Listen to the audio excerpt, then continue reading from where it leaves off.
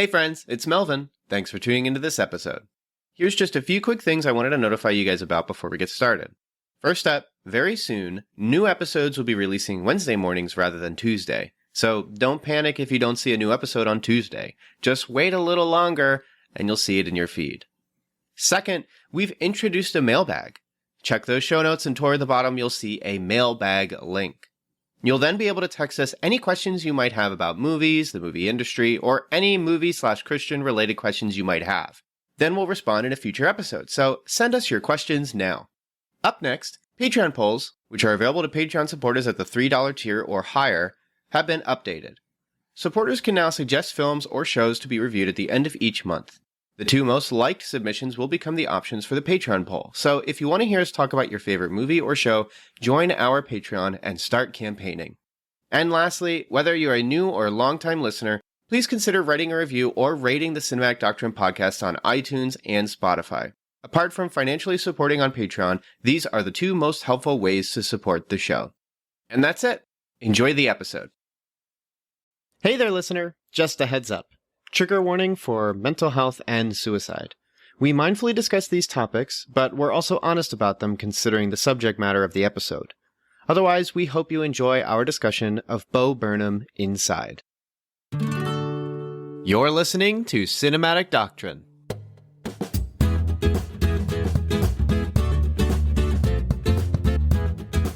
Good morning, Dan.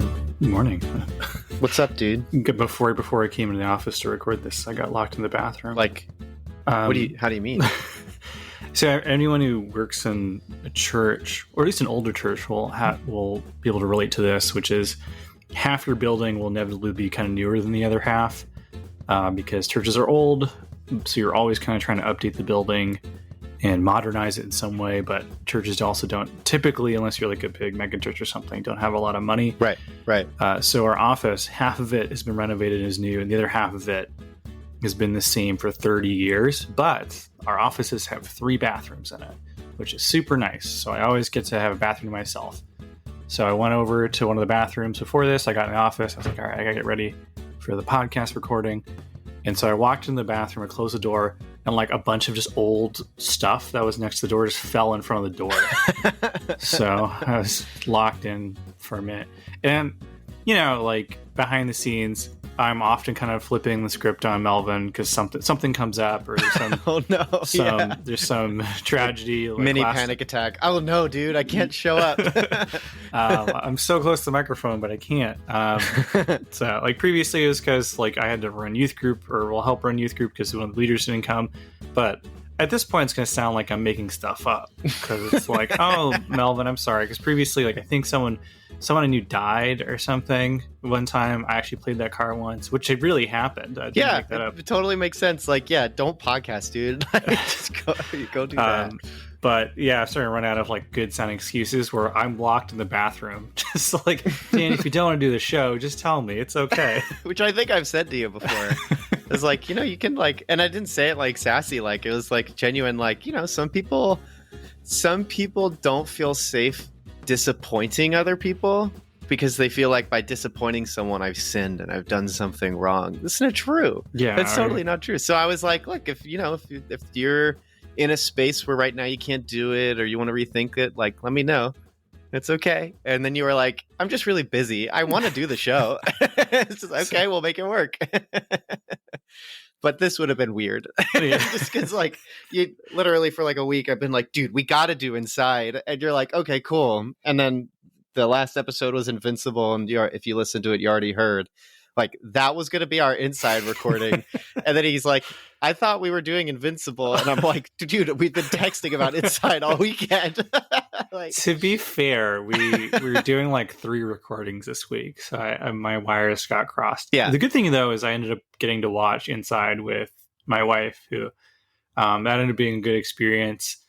Partially because she's typically not a comedy person. Like she just doesn't, she has a very kind of like offbeat sense of humor. So a lot of like comedy just doesn't connect with her at all. Mm-hmm. But she was really into this. And we also got, yesterday was our anniversary.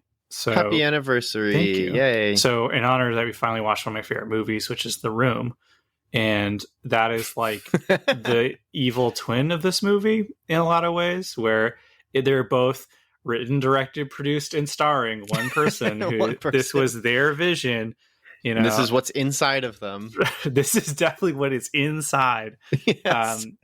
And so she was like, this is a lot like that other thing we watched, Inside. I was like, how so?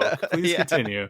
I love hearing what you have to say, honey. But she was like, this is very creator driven. This is definitely a reflection of the people that are making it, for better or for worse. So I was like, oh, that's a good point. So point is, I got both ends of the auteur spectrum for a day. Also, I was going to save this, but I feel like we're kind of rolling, so I can just mention it off the bat if that's okay. Yeah, follow your heart. So I wasn't sure if I wanted to say this because a lot of people I know will play this card because it's which I guess is my phrase for the week. But I don't know Bo Burnham, but I'm very loosely connected to the guy, which everyone my age in my area will mention. I almost was classmates with Bo Burnham. I was on the waiting list to go into the same high school as him, and we're around the same age. But my financial aid didn't. There was some weird thing with it, so I ended up actually being homeschooled for a year. But some of my friends from middle school did go to school with Bo Burnham, so like they know him, like they were friends with him. They would hang out at his house and stuff. Granted, he's a local celebrity, so everyone and their mother is like, "Oh yeah, me and Bo Burnham, we go way back." But I have this like weird connection to him where everyone's like, you know, this funny guy Bo Burnham, like he's been posting videos on YouTube, so I've been like following him since like his first like one or two videos went up on the internet. Oh yeah, and I was invited to parties where he was at and stuff, but I never went because I hate anything remotely social, which is really weird now that I have to do a lot of social things for my job, and I'm doing Gospel Comes the House Key, which is about being a good neighbor. So I'm just like having to tell all my students like, all right, I really don't do any of this stuff. I'm working on it. Here's what I want you guys to do. Just like a pastor. Yeah. But I've been like, Bo Burnham is one of those people that I've been following his career, partially not even like on purpose. Like people would just send me his stuff, or I remember when his first record came out, Bofa Show, and I remember listening to it. And I've been kind of like very intrigued by his constant strange career trajectory, where he started off with pretty standard music comedy records, and then starting with What, he started kind of branching out into more artistically adventurous things. And then his previous special to this is just kind of depressing, or it's just about him not wanting to perform anymore. Which one's that one? Is it the Make Happy? Okay. Where he includes stuff like he adds in hecklers, which actually Kristen Schaal did for one of her specials too. It's a trope I don't know if I like or not, because it really on purpose throws you off. And this is just like the full combination of his really strange artistic expression, right, that's just been slowly building for so long. So I was planning on seeing this. I wasn't purposely trying not to for the sake of causing you consternation. But it sounds like in typical Bo Burnham and Daniel fashion, someone else recommended it to you and said, hey, you remember that Bo Burnham guy? Why don't you go check out his thing? And you're like, all right, I guess so. Like, guess I'll continue this saga. As is tradition.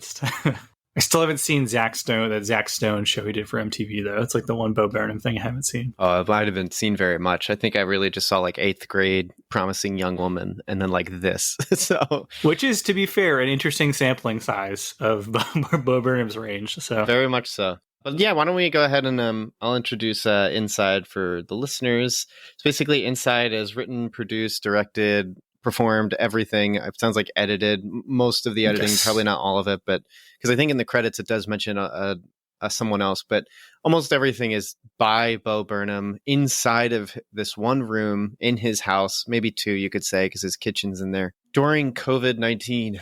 And he basically decides, like, in the beginning, you're just learning, like, hey, I'm going to do a comedy special, and the reason I'm going to do this is because it's I probably have prefaced this episode already during editing to say, like, this is going to be a tough episode. So you'll already have expected me to get into this. And if you've watched Inside, then you already know it. But he basically says, like, I'm going to do this project because I want to try and keep myself from putting a bullet in my head. Now, whether or not he actually wants to shoot himself or kill himself, you know, that's sort of the frustrating thing about anxiety and depression is you may want to die, but you don't necessarily intend to die. But that's basically the closest you'll get to a complicating incident with Inside. And then the rest of the entire film is very much what I call a musical memoir, where it's him doing his musical comedy, but it's him very much explaining his experience of COVID-19, his experience of observation, his experience of what it's like to be him, because ultimately Inside isn't just about him inside, but it's the metaphor of what's inside of him coming out. And it's rough. It is a rough special, but I found it really compelling because of that. My emotions were constantly being played with, both in terms of emotional sadness and just incredible laughter. Lots and lots of laughter. Man, I guess the last few episodes I keep mentioning it, but I just like the constant back and forth that I can have with my emotions when watching something. And this definitely throws you this way and that way every minute of the entire special. I would almost say it's like an incredibly efficient manipulation of emotions in terms of how storytelling is used. And so it's great. It's very funny. It's very sad. It's very powerful. It's very thought-provoking, and I would almost say very personal. And I'd be curious, Dan, to hear about how you embrace certain almost like references and specific meta jokes that you really only get if you are like an online person during COVID-19. I mean, there's tons of it. But before we get into that, let's let our friendly neighborhood call to action cut in real quick. Hey there, it's your friendly neighborhood call to action. Just checking in on you. Hope you're doing all right. I'm just stopping by to say, if you enjoy the show, you can always subscribe and write a review for Cinematic Doctrine. There's iTunes, Podchaser, basically anywhere you listen. You can give us a shout out with a thumbs up, 5 stars, gripping positivity. Or if you hate the show, you can say that too. Wait, what? What are you saying? Why are you saying Well, I'm not going to tell them what to do, Ted. They're free to do what they want. Our analytics say we got a lot of listeners in the US, and they love their freedoms. And you're also free to check out our Twitter. Very active there. We host polls, memes. There's also the Cinematic Doctrine Facebook group called Cinematic Doctrine Facebook Group. If you want to join, just answer the questions, read the rules, and tell them the podcast sent you. Also, you should check out our website. Some really cool stuff there. Editorials, written reviews for movies we haven't had time to cover. Always check out cinematicdoctrine.com when you get the chance. Oh, Ted also told me I shouldn't forget to mention the Patreon. Something about you can support us or something? Wait, Ted, I thought this was like a hobby thing. You want me to expand Cinematic Doctrine. You know this already. Right. Yeah, I forgot. I'm the one who put all this together. Yeah, Cinematic Doctrine has a Patreon. For as low as $3 a month, you can gain access to exclusive content like The Pre-Show, which features free-form and Christian-friendly discussions on all kinds of topics, as well as influence the podcast. That's right, each month you get to vote on a movie we discuss on the show. Previous movies our lovely Patreon supporters have chosen are To All the Boys I've Loved Before, Hamilton, Onward, and American Gospel Christ Alone. Huh, you guys have good taste. Anyways, I gotta run, so I'll see you guys later. So yeah, Dan, I was about to ask you, there's a lot of meta humor that I sort of want to get into before kind of going into, I basically wrote down notes for every song because I just connected with all of them. But I wanted to just hear how your engagement of this was, because there's so much I don't even know if I can call it Zoomer humor, but it's that tier of you have to be in a specific community and culture online, not even in the real world, just online, to get a lot of the jokes. So how did that go for you? That's a great question. It's interesting because I'm seeing this special, for lack of a better term, we can call it that, because it's really what it is more than anything is it's a musical, is how I feel about it. Yeah, it's really a musical. It's a one-man musical. My wife made a comment of she was like, I'd really like to see this as on Broadway or something. Oh, totally. It would be great if he performed as a one-man show. Yeah, toured it or something. Finally, given what the special's about, it'd be interesting seeing him tour it. Call it Outside. He just changes all the songs to be inside : outside. Because my first exposure to this particular thing, outside of the fact that I follow him in social medias, but he kind of notoriously very rarely posts on any of them. And often he will only post to announce that he's releasing a new thing. this was very enthusiastically embraced by a particular group of people, which is people around our age, just being like, this is genius, this is the best, like, this is so good. Yeah, spoilers. This is my favorite thing of the year. I was talking about in the WandaVision episode how something trumped it. I'm like, yeah, this was it. And I really don't know. I don't know. It's going to be tough to see if I connect with anything like I did with Inside. Yeah. I mean, as we're going to get into, this is such a snapshot of a time and place, which interestingly is like the time and place it's America during the pandemic in 2020, but it is what it's like to exist online during the pandemic in America in 2020. Right. And sort of the way that he is able to sort of, in a broad sense, both touch upon the shared experience of what that is like through the shared kind of anxieties and frustrations and just funny, quirky weirdness of it, while also giving a very personal recount of what that experience is like via song and technically dance, I suppose, is kind of fascinating. And it's a tightrope to walk because something this deeply, I mean, I'm sure that every review of this throws out words like so deeply personal, so transparent and vulnerable. But it really is like throwing yourself out there, you know, Weezer Pinkerton style can be, or Tommy Wiseau The Room style can backfire in a way where it's just this embarrassing self-vomit of just incoherent nonsense that means a lot to you. Basically everything Lars von Trier has produced. Or the story from Kingdom Hearts, where it's like, oh my goodness, yeah. You get the sense that it makes a ton of sense to whoever's writing it, where it makes all the sense in the world in their brain. But as a viewer, it's just completely incoherent.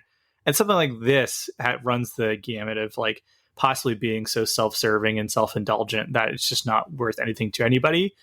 So like as much as this is being presented as like you're basically reading Bo Burnham's diary, there's a lot of craft and care being put in here where he is making very good songs and jokes in a way to help sort of everyone. But like, does this only connect to the particular demographic that is men between the ages of 18 and 35 who make podcasts? Yeah. Right. Yeah. I mean, he's referencing, you know, Twitch and reaction videos, but more specifically just like the particular types of things you will see online or in the internet if you're following the right people.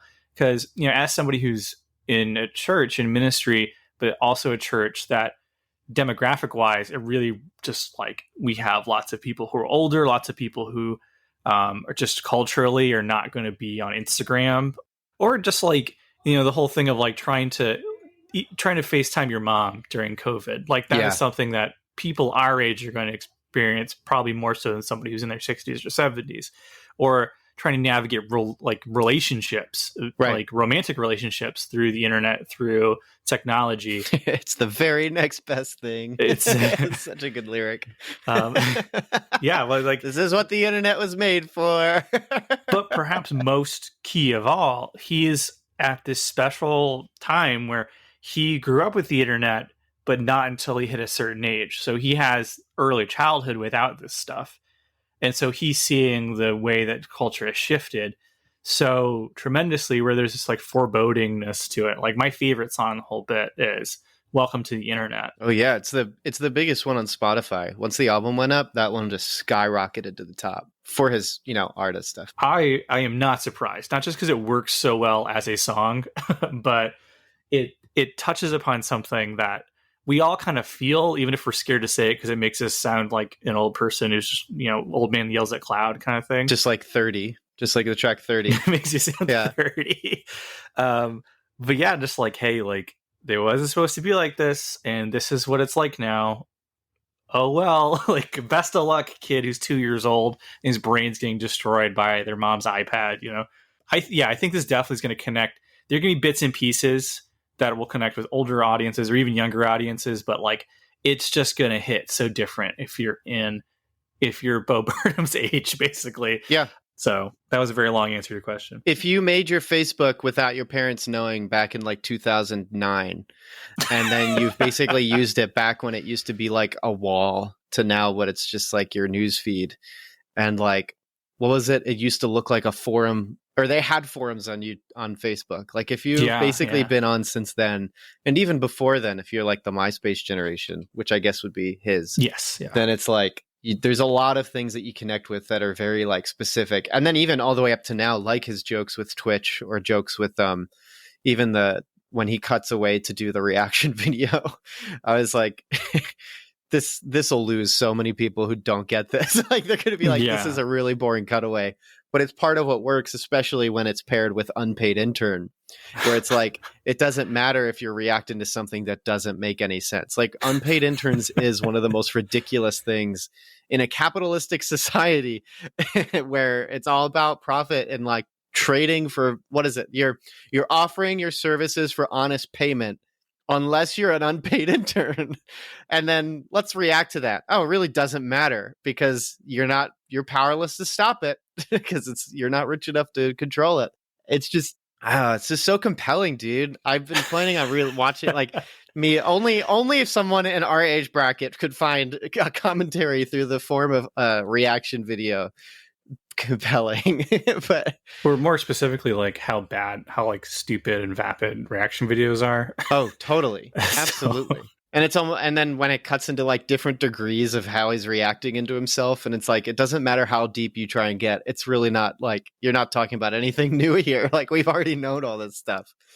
And it's just so complex and complicated. It's really clever that he's able to efficiently cut down a lot of his lyrics to just very specific, quick things that if you know, you know. And if not, then you're going to get lost by the time he gets to his reaction video. And you're definitely going to get lost when he does his Twitch video. Well, it's even interesting because like Special starts out where he's addressing these big, broad things where he's struggling with what do I do in a world that's full of so much discourse and all these big things. Healing the world with comedy. Yes, we start there, which is a great opening song because it's it's broadly funny. It's accessible to most people, and he tells Bo Burnham's style of joke telling is Rodney Dangerfield-esque, I would say, where he tells so many jokes so quickly that even if they don't all land, you're kind of just amazed at the delivery of them more than even like the material of them. But what's great about Bo Burnham is if you take the time to listen, like the jokes themselves are also very well written. So it starts there, but then as it progresses on, the topics get so personal as it goes on, where it shows kind of like, which is itself very similar to, I think, how most people who are just terminally online feel, where there's all these big things happening. There's he talks about it. He's like income inequality, racism, the other stuff. Like certainly there's other stuff out there, but he's grappling with what to do about these big things that none of us really can handle. That's the kind of the problem with the internet as a thing, is that people feel this burden of knowledge where now you know that these things are happening, right? Or to the extent that reading one or two articles makes you know about something. And there's nothing you can do about it. There's never been anything you can do about it. There never will be anything you do about it. What's liberating about, having a relationship with Christ or, being plugged into church is that it gives you these outlets to work on these things in a real concrete way where you can share the gospel. You can love your neighbor and those sorts of things. But what gets lost when you're on the online, you're just like, oh my gosh, like there's racism. there's horrible things happening all over the world all the time. And that initial anxiety and overwhelmingness is kind of what leads into Bo Burnham's later like existential crisis, where he's just alone in a house and he's already been burned out because he's starting with, I got to change the world. I have to do all these things. I have to help all these people. I'm a white guy with privilege, and white people with privilege have had the United States for 400 years. It's my turn to do something. More importantly, he actually has a platform. He's a celebrity, right? Exactly. In theory, so he's got to say something. And he later even talks about it a little bit, which is like, why does everyone have to comment on everything? Right. Can't people just shut up? Can't they just shut up? Wink. For like 1 minute. Yeah. But it's true. Like, why do I need to hear what Gal Gadot thinks about COVID? Like, why do I need to hear what The Gap feels about, racism? We're recording during Pride Month. Why do I need a ton of freaking like, what is it, like Bethesda last year? But I'm sure they did it again this year, where it's like they change all their Pride stuff to be more Pride pro Pride, except in like the Middle East and Russia, because they would get absolutely lit up. And even that, it's this frustrating thing of like, oh, we have to say something, but we're also living in a capitalistic society, so we only say things if it's profitable. And so then now we're converting morality and making decisions into but is it worth money? Like, will it make me money? Right. Well, and I think there's a lot of lyrics throughout this and a lot of anxiety throughout this that is built on there's a whole skit about that, on capitalism, and like even just the repeated. I love that it's brought up twice on the album. It's Bezos 1 and Bezos 2. That it's like Jeff Bezos literally beat capitalism. Like if there is an achievement score and it's like you've gotten the platinum trophy on capitalism for your Sony PlayStation, he's beaten it. And like because capitalism in our culture is idolized as like this is the way that society thrives and succeeds, and then you're like, Bezos beat it, dude. Why isn't he doing anything? Like, and all the frustration, which makes one of the funniest songs when he's like, come on, Jeffrey, get him. Like, just come on, dude. You can get Zuckerberg. You can fix Facebook if you just buy it from him. But obviously, he is a sinner. He's a sinful man. What a surprise. And he's so rich he doesn't even know what to do with it. He doesn't even know how to allocate it. I mean, what was it? Was it last year when he was like, I'll give 400,000, it was like 400,000, 6,800 and a couple like specific dollars to like climate change. And people were like, you've barely put a dent in all of the gas that your vehicles are doing and all of the electricity you produce from your factories and your warehouses, and that's all you're going to do. And like all of his lyrics in these songs are really just this idea of like, well, if he's not going to do anything, you get to Bezos 2. And it's like, congratulations, Bezos, you did it. Like you beat it. You're beyond our problems. You don't even need to worry about it. And now he and his brother are going to go into space. And it's just like, which is actually a thing right now. I think they just auctioned off another seat on that ship that they're going to ship on their spaceship. There's a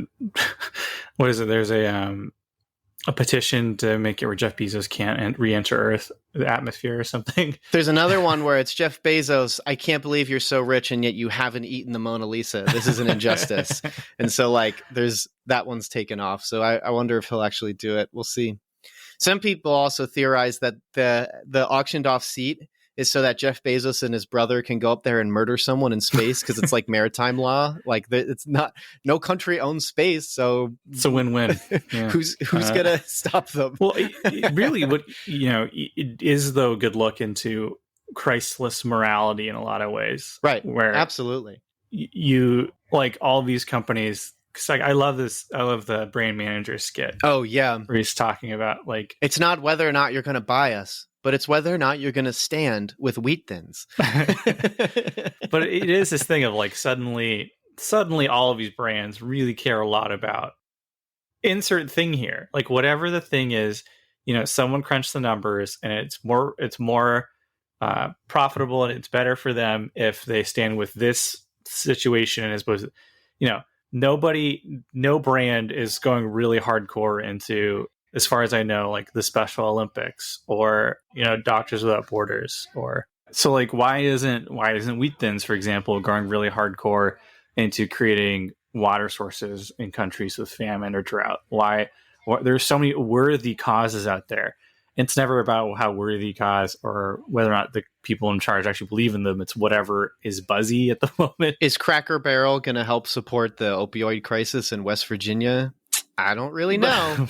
Probably not. Well, maybe if it's profitable. If it's not trending, what's the point? If it's not trending and if West Virginia doesn't have a profitable income for them to handle, then they wouldn't choose it. Yeah. The frustration of like growing up and watching companies go from we're just here to make money to we're here to make moral decisions and quandaries is also probably part of, I mean, you were talking about just being able to see the internet before it became this place where big tech companies collect all your data, don't give you any money, and then profit off of you. Yeah. If you're ever wondering why honey is a thing, that's why, guys. Yeah, honey literally is just a honey pot for your money and data. It's so obvious, dude. Like, why else would you call it honey? There's a thing where it's like, what was it? The service SodaStream? Have you heard of SodaStream? No, I haven't. It's basically like, it's a pirating thing where like, apparently, I never used it, but like apparently you could just like search it and it would automatically stream movies, but it was free.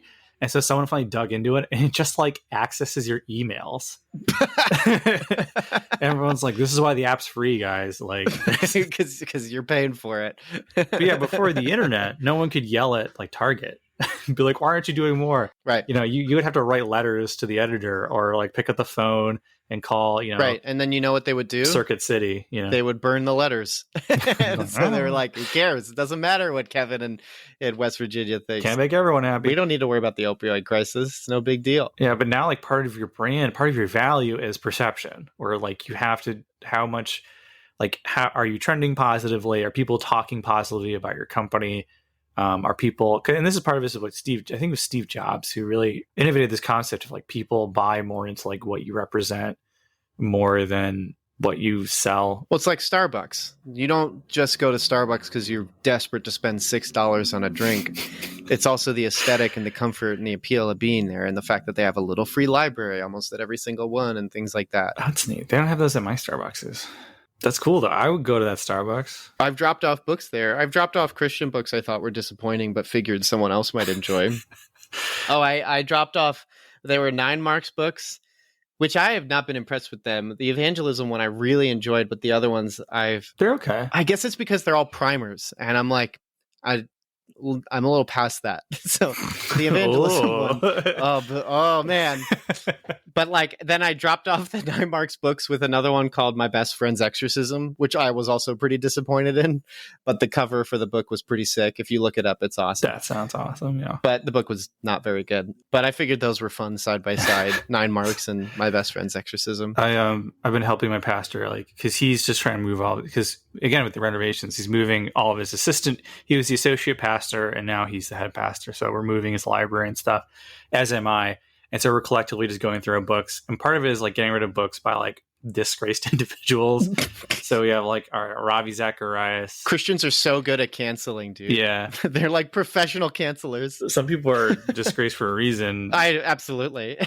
Ravi Zacharias being a prime example of that. Yeah, canceling isn't necessarily bad. Well, if you're a serial abuser, maybe we shouldn't be reading your books. Read your books, yeah. So yeah, I have like, I go back and forth on this because I have a stack of Ravi Zacharias, Joshua Harris. I have that. I think it's Jesus Plus Nothing Kills Everything, and it's just stuff like that. And I'm just like, ugh, like I don't want these books anymore. It's Jesus saying to the talking to the crowd after the Pharisees, saying like, do what they say, just don't do what they do, because like they are still sometimes people who may not know the Lord, right? Yeah, say things that are still true. But for the love of God, do not do what they're doing. Well, that's where I go back and forth on it. Because even like Rob Bell, some of his early books are totally fine. And then Love Wins. And you're like, oof. Even leading up to Love Wins, he did something called the Gods Aren't Angry tour, where you can kind of start seeing the cracks in the good theology armor, I suppose. But like, yeah, I have his books too, like some of his older books. And I'm just like, because I would use bookstore near me that you get like coupons for donating books. But you're like, oh, but if I donate this continues to be circulated. Then somebody's theology is partially the building blocks is just like Rob Bell, Ravi Zacharias, like, all these people that like I could never in a million years endorse them at this point.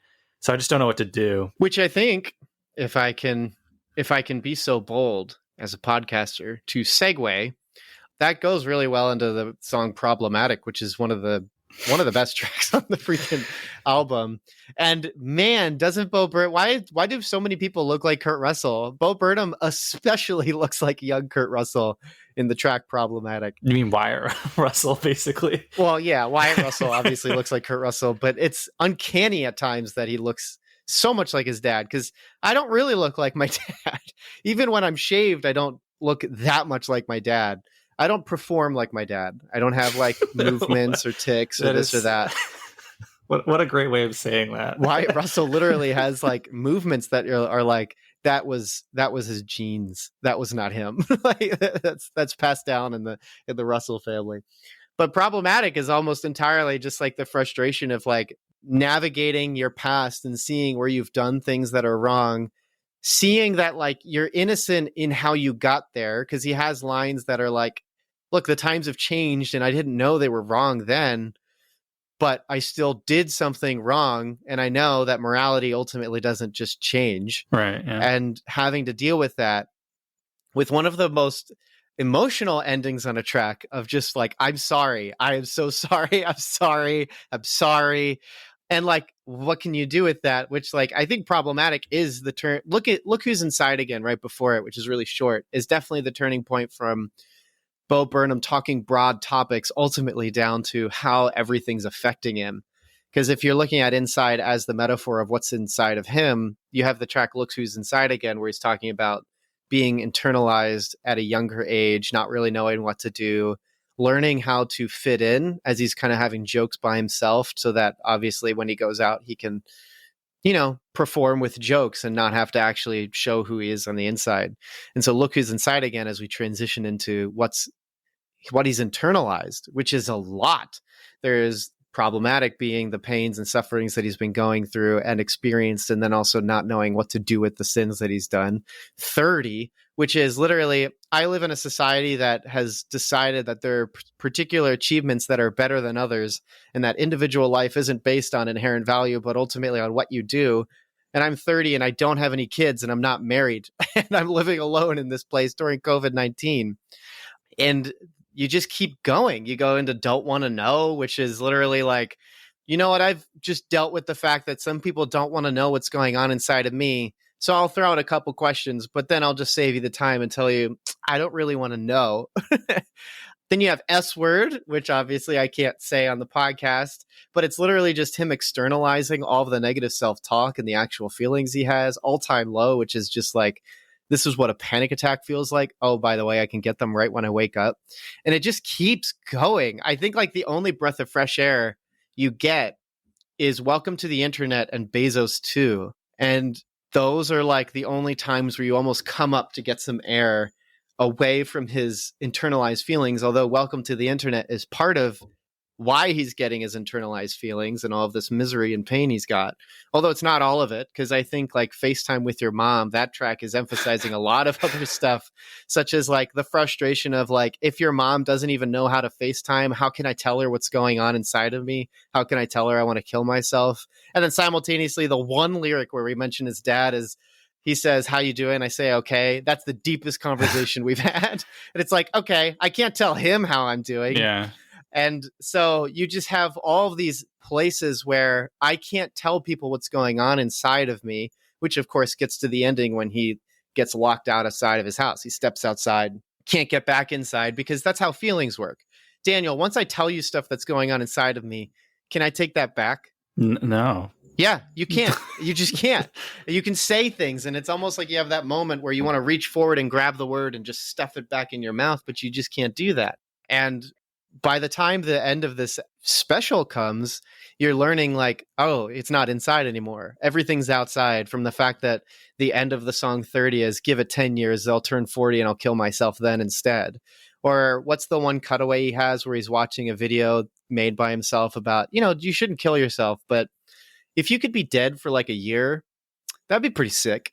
Then I wouldn't have to go through COVID-19. I'd just wake up next year. I'd totally do that. And then I think he even has like a line. Yeah, he had friends that killed themselves, and he was like, oh, not a fan of that. Right. Yeah. Didn't like that. No, that wasn't fun. But it's like, what's inside though is like he wants to get away, and death is very attractive in that sense, or at the very least death makes itself attractive because that's what's inside, is like, no, I actually really want that, because that sounds like a better alternative to, I can't really connect with my parents right now, I internalize all my problems, I'm considered a failure in my society. And not necessarily, because he even plays on that, like he's like another rich white guy saying and talking and doing all these things, but then also he's comparing himself to like all of his friends. What is it? All my stupid friends are having stupid children. It's just like such a good repeated line.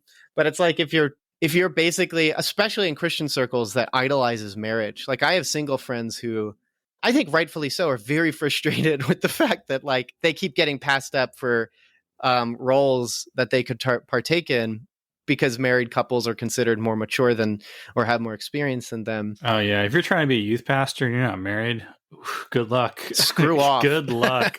Why don't you go run an AA meeting, single guy? It's just like or singles ministry, apparently. Yeah. Apparently you're only allowed to do singles ministry if you're single, even though that's clearly not how it works.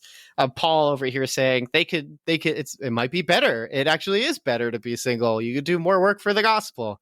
And then the modern church, Let's not hire singles. They don't have time. They got to go get married. But like literally the whole track is this frustration of like we're commoditizing and limiting individuals based on their individual personal goals. Like marriage is a big deal. That shouldn't be considered part of your like your internal value. But man, I keep going because we barely scratched the surface of my notes for this thing, dude, but I got to pass it over. Take it away, Daniel. I'm stopping for a minute.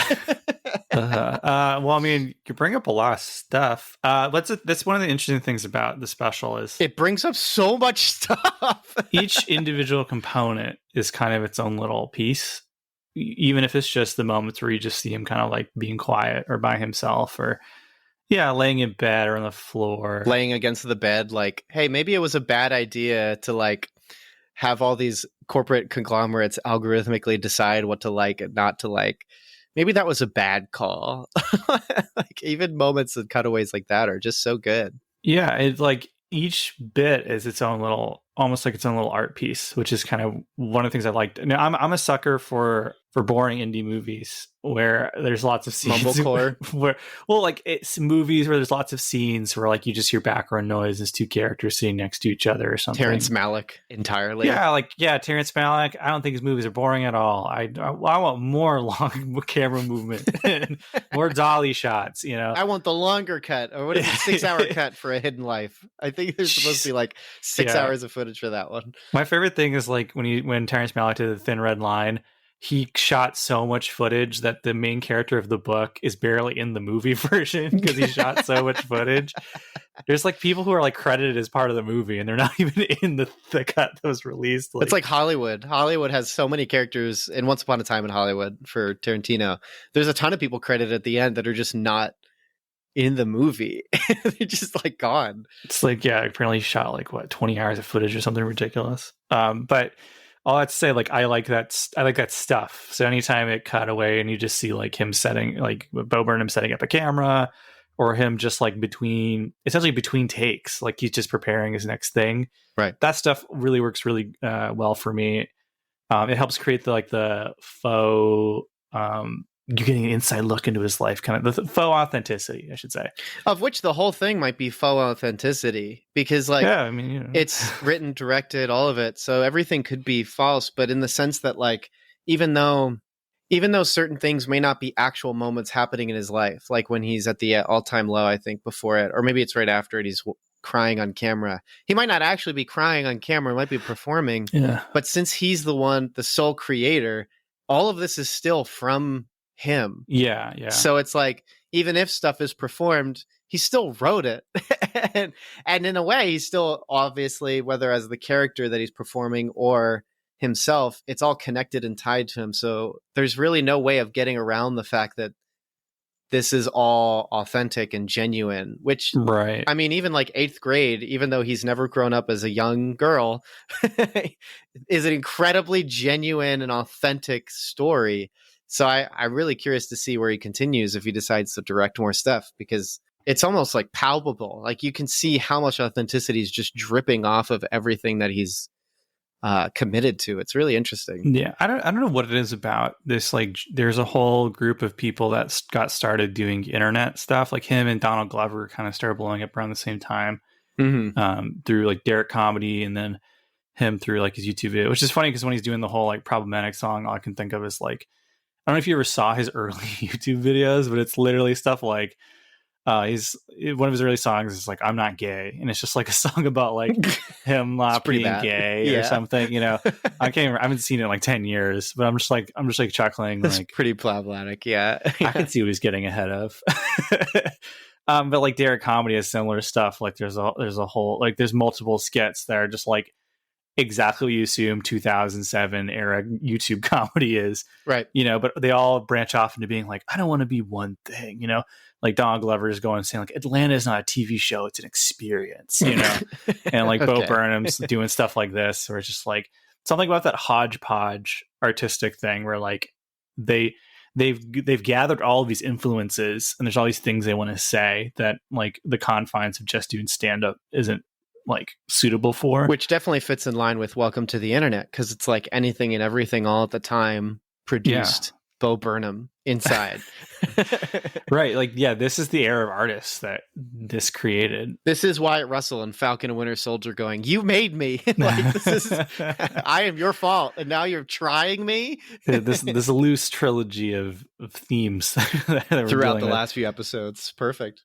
Where does Omni-Man fit in this? He's what we deserve.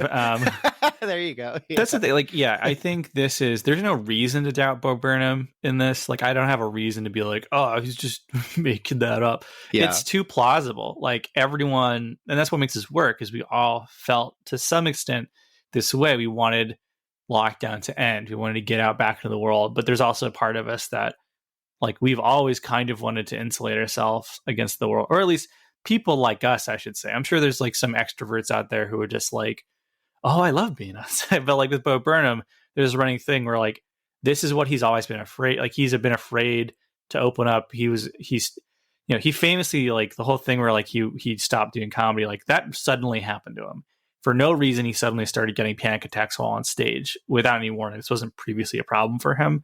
And it's what Make Happy is like really kind of about. But like, that's a kind of a shared thing where like, this is the generation where everyone has social anxiety now. Right. And, I was talking to my pastor about this, because we're talking about like the ways to which we can grow like different like young adult college groups. And like, it's a thing where like our youth group, as time goes on, is getting less and less extroverted, where because he initially ran youth group, like when I was in youth group, basically. Right. And like his whole style of doing things is he's very outgoing, and he texts everyone like, hey, you come to youth group tonight.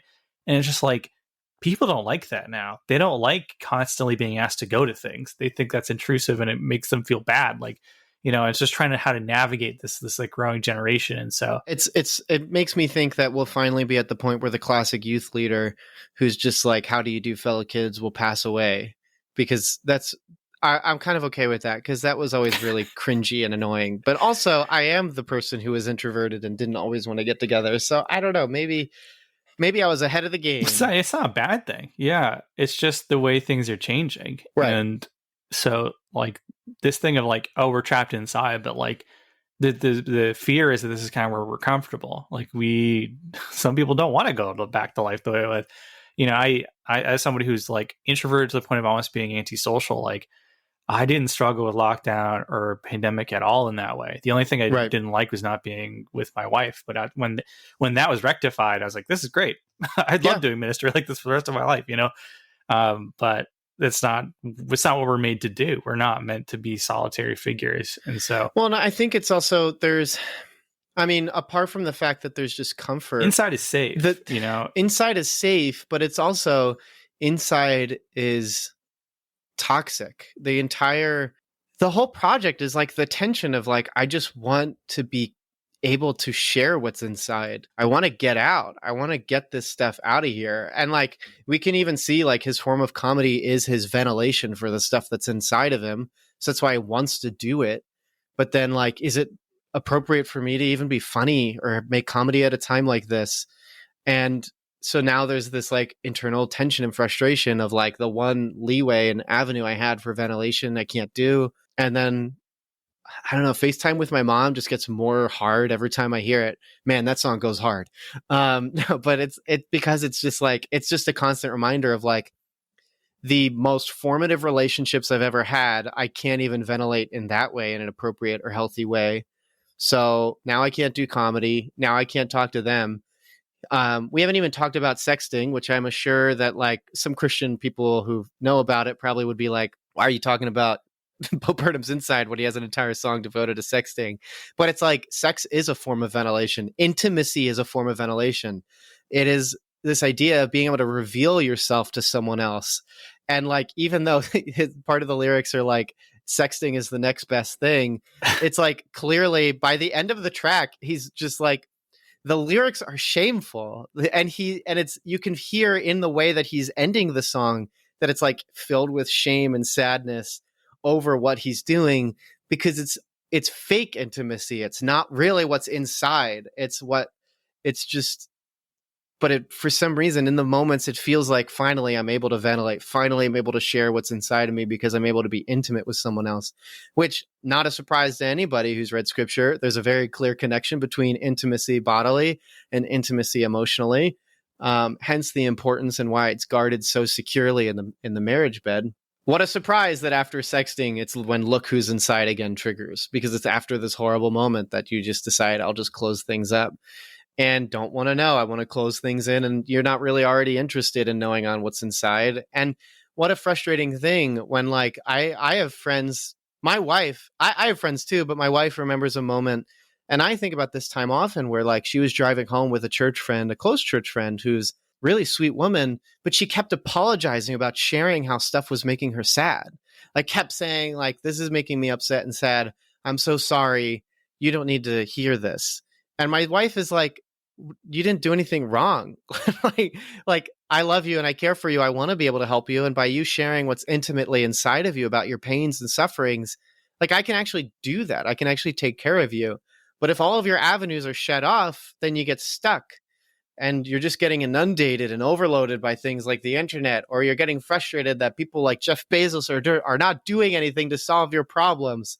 And then you get to tracks like, man, I can't, we started this recording as I was in the midst of re-listening to the album, taking notes, and that funny feeling started playing again. And that's when Dan got online. So I paused it, and I was thankful because that song shuts me down every time. Because it's just the internal observation of like, you're doing something and then you just feel weird about it and you can't really explain it. And something's upsetting. And it's just the only way you can describe it is that funny feeling. And the particular lyrics that I really like, that I think are so pivotal here. And one particular part of the lyrics may be really frustrating to Christians, but I think is so spot on, is he has basically one after another. He says like, you're basically following traffic laws on GTA 5 and you get that funny feeling. And it's like, you're trying to do something right in a place that doesn't matter. So what's the point? He's got one that's, this one's the one that I figure is testy, but he's basically reading the terms of service for a program. So he doesn't break the rules, but he's saying the terms of service or the terms of service for Pornhub. And so it's like, you're trying to do the right thing on a website, is morally and morally reprehensible, of which even during last year was confronting a lot of people who may not think porn is wrong, because 70% of its catalog was taken offline for revenge porn and child pornography. Who'd have thought? I know, what a surprise. You can't trust anybody anymore. Huh? I know, right? But like then even the last lyric of that particular section is like, I'm ordering a self-help book to better myself, but then it's dropped off by a drone. And so it's like, oh, now I'm just impeded. Like there's a lot of privacy issues about drones.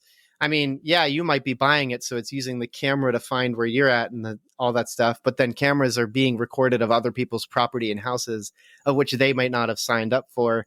And that's a huge thing too. And so it's like this funny feeling of like, I'm just trying to do the right thing, but everywhere I go, it doesn't work. Like at my job, we're at home, like we've started using reusable plastics for almost everything. But at my work, when shipment comes in, everything is in plastic, every single thing. So I'm just trying to make money so that I can come home and live my life and do the right thing, whether it's tithing or just giving gifts to my wife or taking people out and using reusable plastic. So I'm not contributing to the mound of plastic that is 3 times the size of Texas in the Pacific Ocean. And at the same time as I'm making all that money, I'm contributing to that mound of plastic. On top of that, it's also disassociation, because sometimes when you're reconciling how horrible things are, your brain will quite literally kick you out of yourself. So like for me, I don't know if a lot of people know disassociation. Dan, I'm sure you do, but like it literally is like a body defense mechanism to like kick you out, almost to observe yourself. And like different people experience it differently. For me, it's literally, it feels like someone took a camera and is hanging it right behind my head. I'm holding up my hand and putting it behind my head, almost like in third person, and I'm observing myself. It's almost like if I can get out of myself, then I can feel justified for what I'm doing, despite the fact that it's terrible. Ultimately culminating with All Eyes on Me being this track that I had Daniel look up the lyrics for me real quick, but it was literally, he's like, I need all eyes on me. Put your hands up. Please bow your heads. Please pray for me. Because he's just like, I need help, I need help, I need help. This is what's inside of me. I haven't been able to get it out. Please help me. And I don't know. I was talking to my wife about this yesterday, and I'm sure by this point, the Inside Out article I wrote is online on syndoc.com. But I have a section in that where I'm talking about the Beatitudes and how like poor teachings of the Beatitudes almost imply like you can't be angry, or passing thoughts of literally other people naked can't come into your head without it being considered sin, even though what the body does is it signals to you options, and then you discipline the body to make decisions on those options. And the reason I mention that is because my wife, remember, is just feeling guilty about any time she thought of something mad or angry, but then ultimately said like, no, I don't want to do that. She's like, well, I still sinned and I'm never going to get better, which then produced spiraling. And so why would she ever want to tell somebody like, this is what's going on in my head, if internally she's going to keep judging herself because of what these pastors have preached to her? She's just going to have it clap back to her from the other side. And you're not going to feel good asking for prayer because you've commoditized prayer into something that's ultimately pour yourself out for other people. You need to invest your entire self into other people. But what if you're the one who needs help? What if what's inside of you is so sick and sad and you have nowhere to go and you're trying to ventilate and you can't? And even the forms of ventilation like sexting are ultimately contributing to your problems and therefore almost having to be ventilated themselves. I don't know.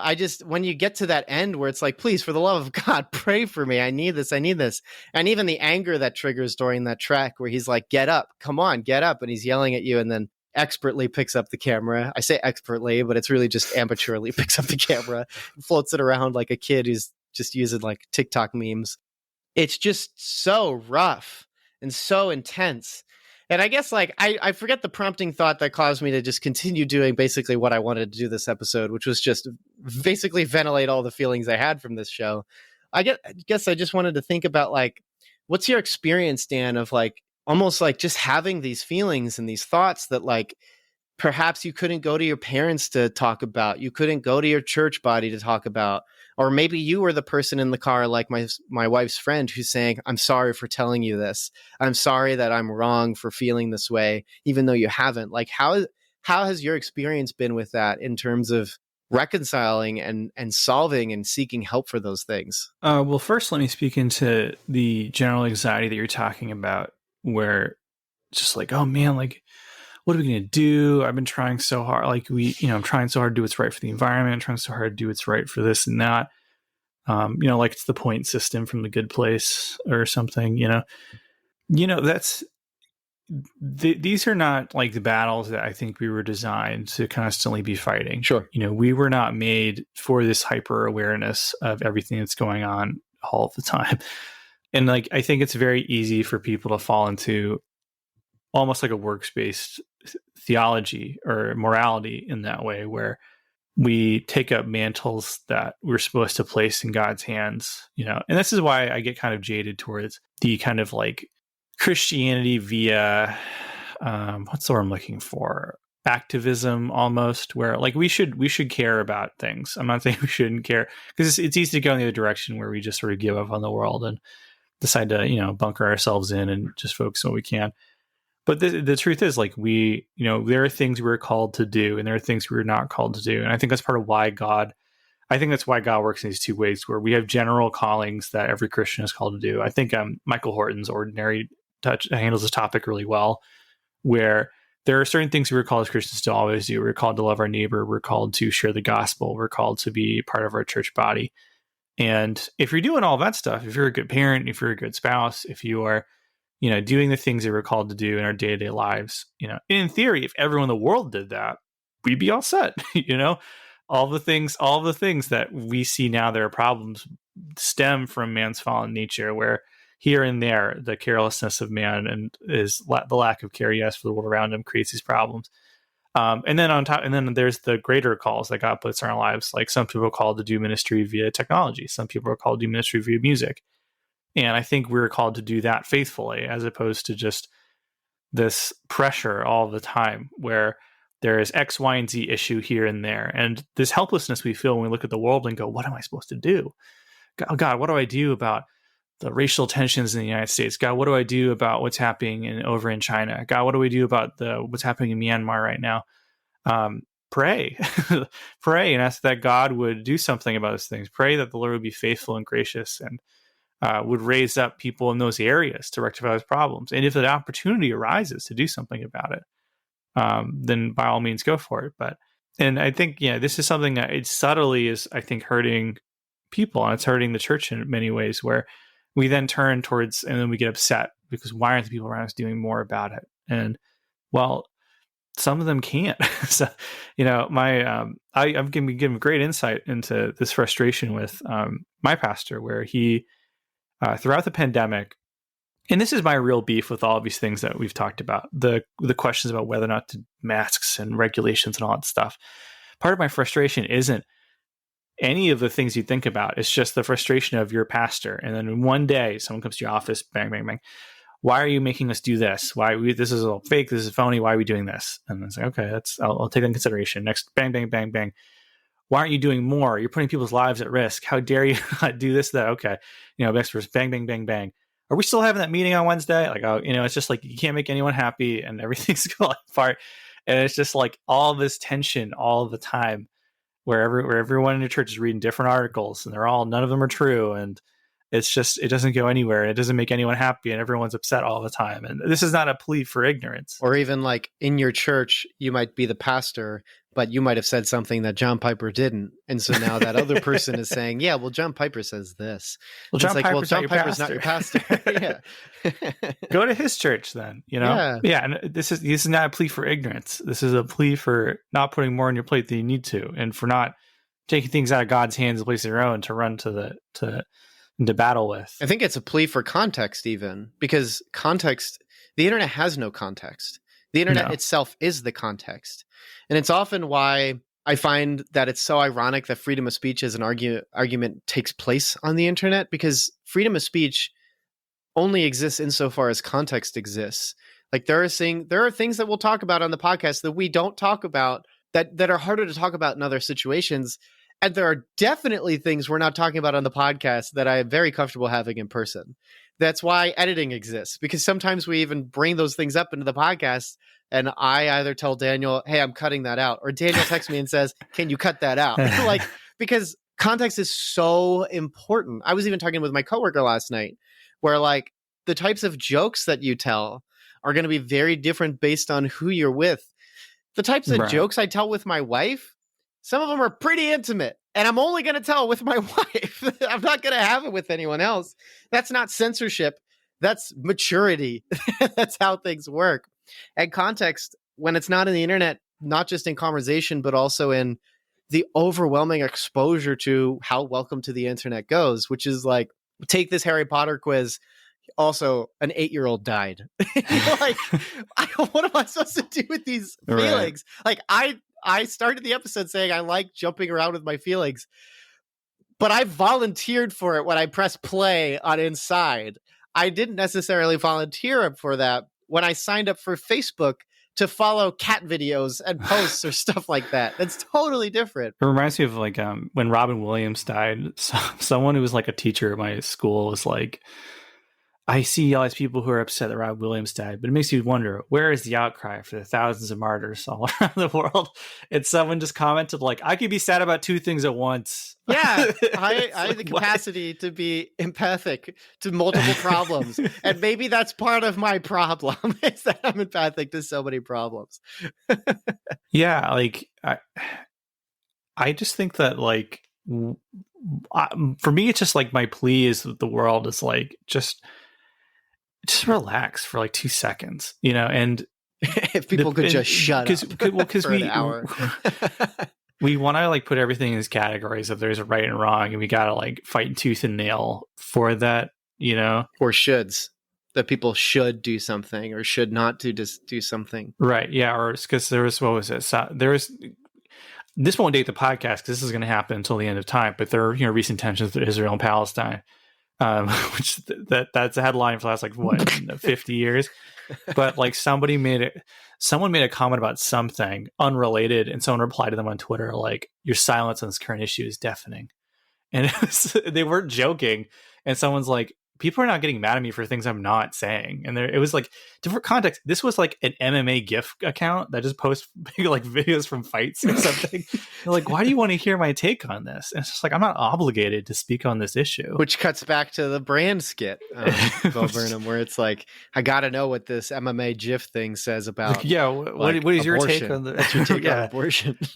Or else we'll have to cancel you. Yeah. But you go into all these things. It's just like, there is sometimes like everything isn't a fight for good and evil. Sometimes these issues are complicated, and sometimes your friend with like 5,000 followers on Twitter isn't like qualified to talk about it. Mm-hmm. And it's just like we're creating all these like issues where none needs to exist in the first place, and we're creating conflict that doesn't exist. The big tragedy of the pandemic and what it did to the church, because this is just on my brain because I'm reading the book right now, but Rosaria Butterfield's talking about, and Gospel Comes the House Key, she's talking about part of her belief in this like love, this neighboring and this community thing is that her story, she came to Christ after 2 years of having dinner with a pastor, and they never had like a gospel conversation in the traditional sense. What they did is they built a relationship, so when the time came to have those difficult conversations about sexuality and the gospel and living for Christ, there was a relationship there that could sustain that difficult conversation. And what the pandemic does and did is it eliminated the relationship aspect and just left the difficult conversations and boy, what conversations we had as, protests and politics and election and issues about government interference and whether the government can force you to or do not do things. All those conversations existed without the relationships. And that is not how God designed the body of Christ to operate. Part of why we have these biblical mandates to meet for worship and fellowship and to share each other's burdens is so that we can have difficult conversations together, and so that we can confront each other about these issues as a community and face to face. And that is how God designed us. And what inadvertently what we get into when we look at Inside, where Bo Burnham's alone in a room getting yelled at by the internet and trying to scream back and trying to find this balance, is that's not how God designed us to operate at all. And it just destroys him, as we see throughout the special. One of the nice touches is that his hair gets more unkempt and he looks grosser and grosser as the special goes on, and he looks more unwashed. And you just see this the world wears on him, despite the fact he's so far away from it and at arm's length, but it's still wearing on him. And it's this beautiful portrait of a man just falling apart, and he's doing it for all the world to see, and it's great. But so what do we do with the anxieties is what you asked me. Do you want to state the question again? I think it was just like capitalizing on the entire thing, which is like, this is stuff that's going on inside of you. These are the pains that are going on. And the fear and the frustration you can have from coming out about these things. I mean, there's a part where just a cutaway where he's like, I think I'm just going to stay inside. I'm never going to stop working on this project. I'm never going to stop working on Inside, which is very much, when you look at its metaphor, is like, I'm never going to stop working on myself internally, and I will never come out about my problems. And like, that doesn't work. Or at the very least, it's not very nourishing. You can live your life that way, but you will die, and then you'll never have gotten any help. And so the question is really just taking all of that and thinking like, what encouragement do you think you would be able to give to someone who, let's take the specifics of this one here, perhaps doesn't have family members they can open up to, has perhaps negative coping mechanisms like sexting, which is a form of ventilation, but it is not healthy ventilation because it just keeps producing more tension. And then the inundation of the internet. How do you encourage someone to go outside with that? One of my the internet's great at creating terms I hate, and one of them is emotional labor, where some psycho on Twitter made a comment about like, well, I can't remember the context of it, but they were like telling someone that they're not ready for that emotional labor of a particular thing, which I understand what they're trying to say with it, but at the end of the day, like, part of being someone's friend, part of being loving and caring for another person loving people comes with a certain amount of vulnerability. C.S. Lewis said, like, to love at all is to be vulnerable. And so part of being part of a member of the body of Christ is being there for people to labor together on these types of things that happen. And so Some people, their difficulty of opening up comes from bad experiences with that. Right.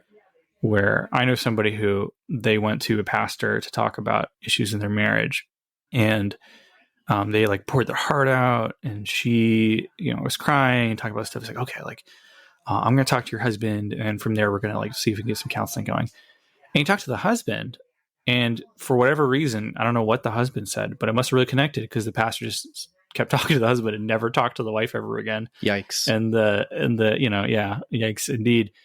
And so she, for years, had struggled with going to anybody about anything because she put a measure of trust in somebody spiritual authority over her, and it was not reciprocated.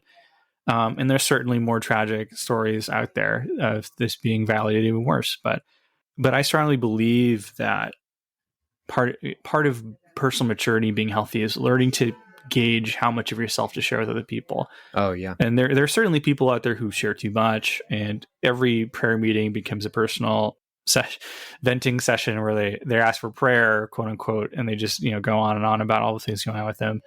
But there is this healthy balance where part of why the body of Christ is there, part of why you have spiritual elders that God has purposely placed in your life, is to have people to go to, is to have people that you can share what's going on with you.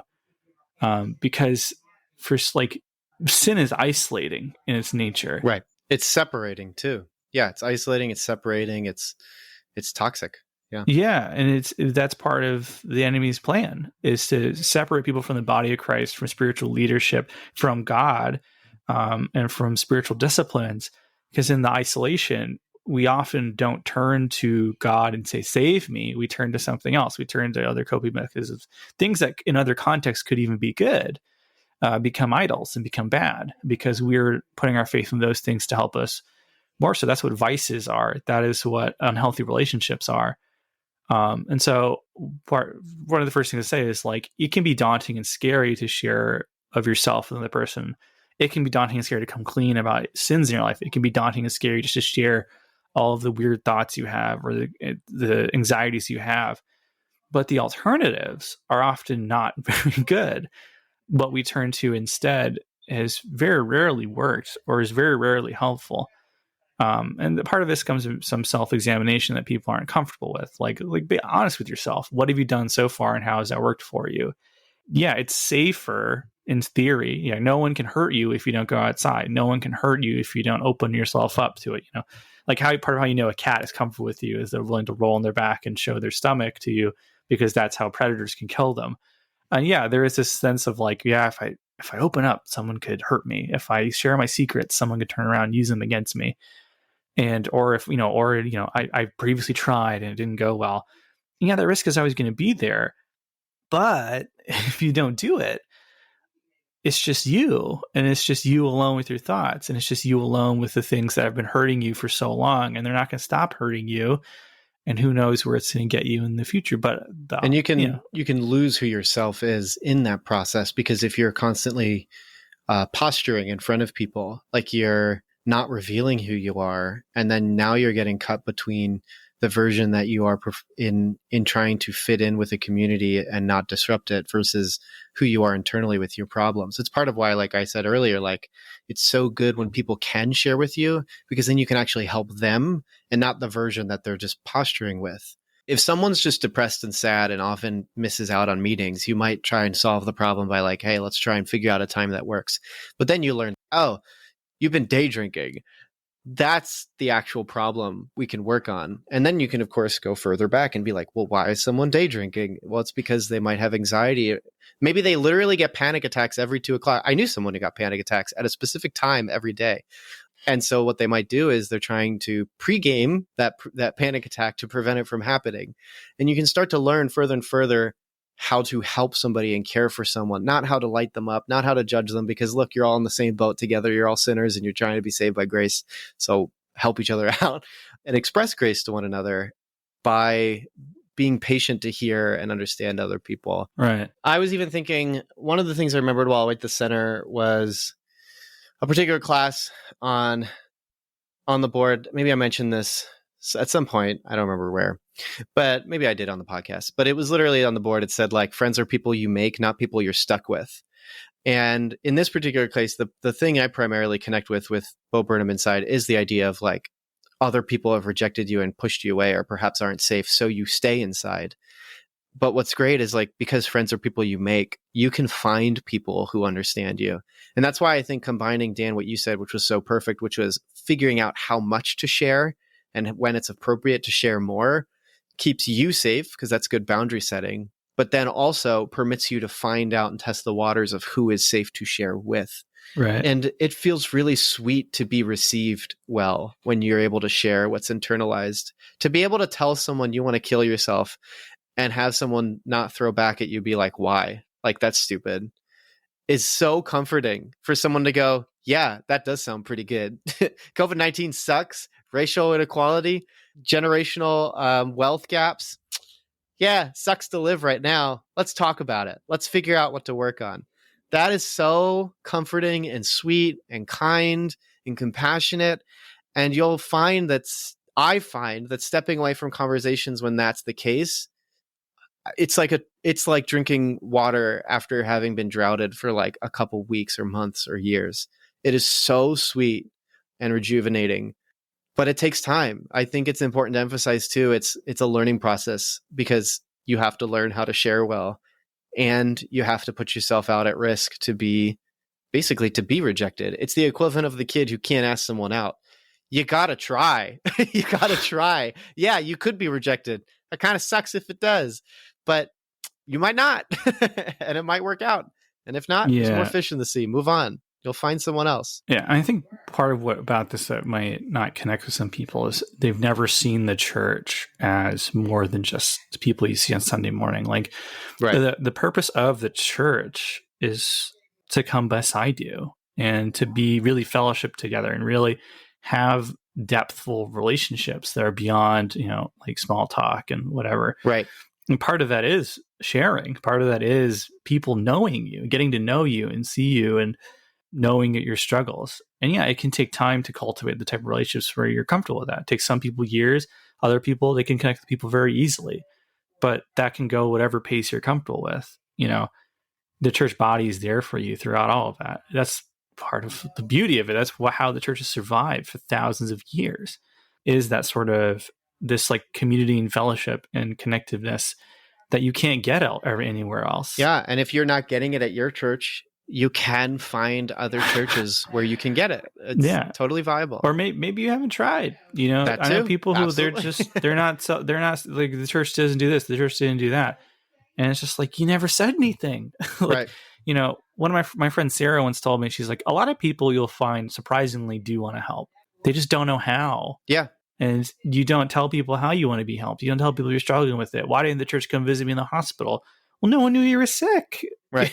It's some people are like that. My father-in-law is like that, where he just doesn't share, and it's fine. He's fine with it. He had open heart surgery. He almost died, had open heart surgery, and got COVID all within a month, and no one knew.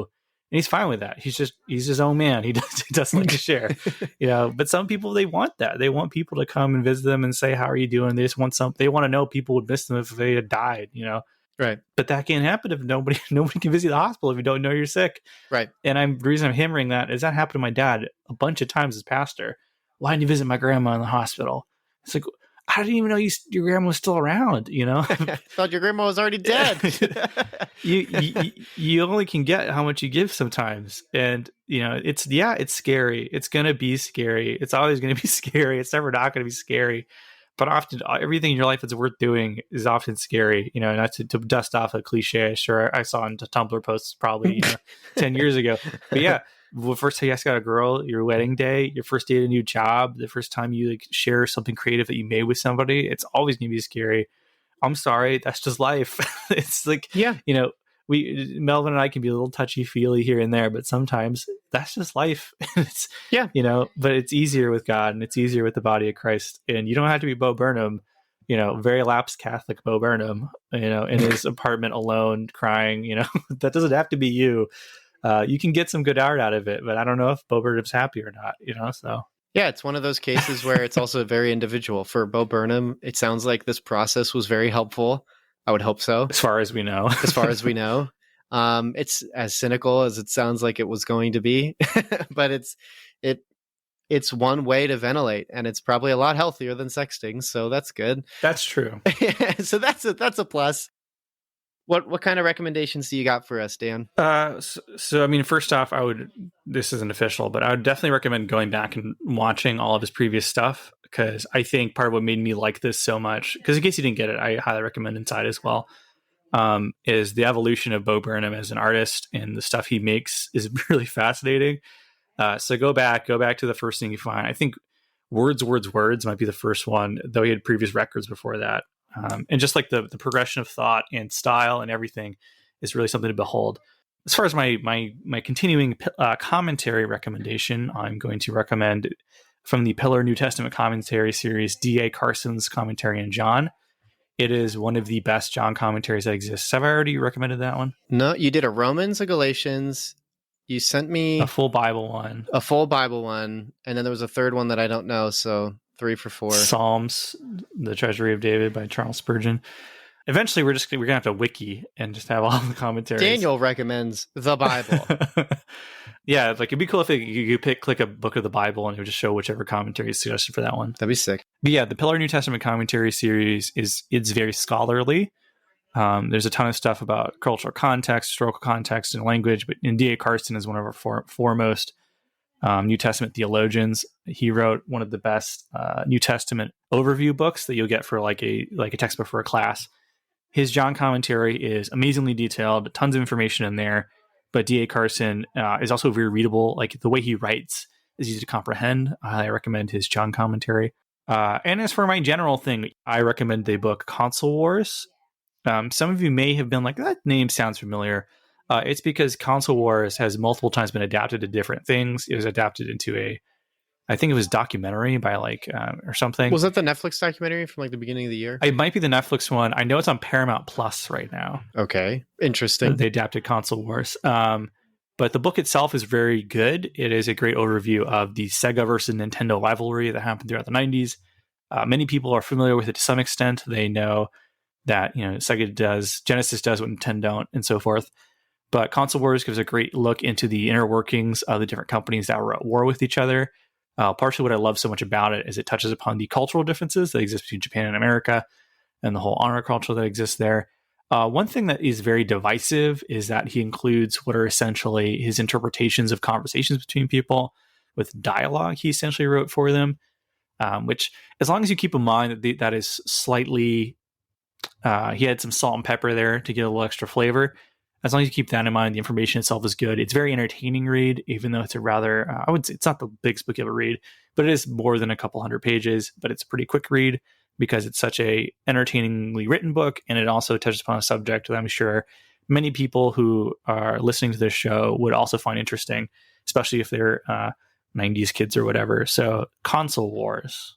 I got, for my recommendation, I have Annihilation by Jeff Vandermeer. It's, you probably recognize Annihilation because I think like 3 or 4 years ago, what's the director's name? Good movie. He did Ex Machina, I can't remember. But basically he did an adaptation of it. And if you've seen that movie, the book is different. The book is very different, but it's the same concept of like, there's this premise of the book is there's a zone that sort of appears called Area X. And it's a place where these people basically have to sneak into it through a particular pathway. And then when they get in, the ecology is very different. The biology is very different. Everything about it's different. You can walk, I think it said like a mile, and you'll walk through like 6 different biomes. So think like Minecraft, I guess. But don't picture Minecraft while reading it. It'll probably take away from the book. But it's a very good weird fiction story. Very short, about 160 pages, maybe. I think like maybe 210. I can't remember. But it's on my shelf. It's small. And it's very good.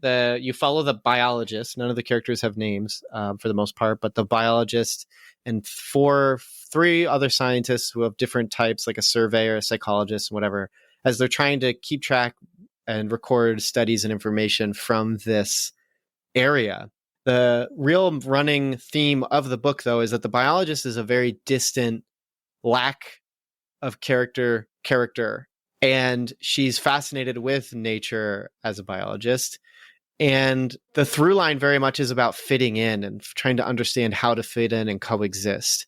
through the guise of it being weird fiction, because that's how weird fiction works. You take something very, very strange and it turns out it's actually just a metaphor. What a surprise. And so there are just parts, there's like a particular scene in the book where she, like before, I think, because the book jumps back and forth between before going into Area X and then like her observing the past and then also in Area X. And there's a section where she's like talking about in the past, she would just observe these small microbiomes and how they just perfectly intertwined. Like she's obsessed with this memory of like a pool in her backyard that was empty. And then over time, because of rainwater and just how plants and everything works, begins to be taken over by nature, and how birds start to graze there and frogs show up over time. And obviously it's very much like, why can nature perfectly fit together, but I can't fit in anywhere kind of observation. And so I think it kind of fits in tonally with Inside as well. And it's also just a very, very good read. I had started the second one called Authority, and it's a very, very different book. It's still very good. But while the first one's weird fiction, psychological thriller, the second one is almost like a tactical espionage Bond book, I would think. I don't know. I've never read Bond, but it's not probably as sexist as Bond. But it's very different and still very good, but I'm still in the midst of that one. But at the very least, I'll be recommending Annihilation. I understand Annihilation is a whole series of books, right? Yes, Annihilation, Authority, and I believe the last one is called Acceptance. But yeah, Annihilation, short. I think it costs like maybe $12 to buy. I don't know. I could get up and look in the back, but it's definitely cheap. And yeah, if you've seen the movie, it's different. So you can totally go into it. And yeah, the core tenets will be there, but it is not the movie. And so you'll be able to enjoy it as itself, and its surprises and its characters will be just as engaging as if you've never seen anything related to the property. Cool. Thanks so much for checking out this episode of Cinematic Doctrine. If you enjoyed this episode, consider leaving a review and subscribing to the podcast. And as mentioned before, Cinematic Doctrine has a Patreon. For as little as $3 a month, you're opted into a once-a-month movie poll where you decide a movie we discuss on the podcast. There are other unique benefits that come with supporting the podcast, so be sure to check that out at patreon.com/Cinematic Doctrine. A special shout out to those who support at the Art House Theater tier on Patreon. Thank you so much, Mom, Dad, Melanie, Shirley-Ann, and Thomas. You guys are the best, and your continued monetary support is greatly appreciated. Until next time, stay cool. Want some Cinematic Doctrine swag? You're in luck. We've got 3-inch Cinematic Doctrine logo stickers exclusive for Patreon supporters. Perfect for your travel mug or laptop. Head over to patreon.com/Cinematic Doctrine, link in the show notes, and choose the independent theater tier. Doing so will net you other perks too. But let's be real, the podcast stickers are the coolest perk. So get yourself some podcast stickers by supporting on Patreon.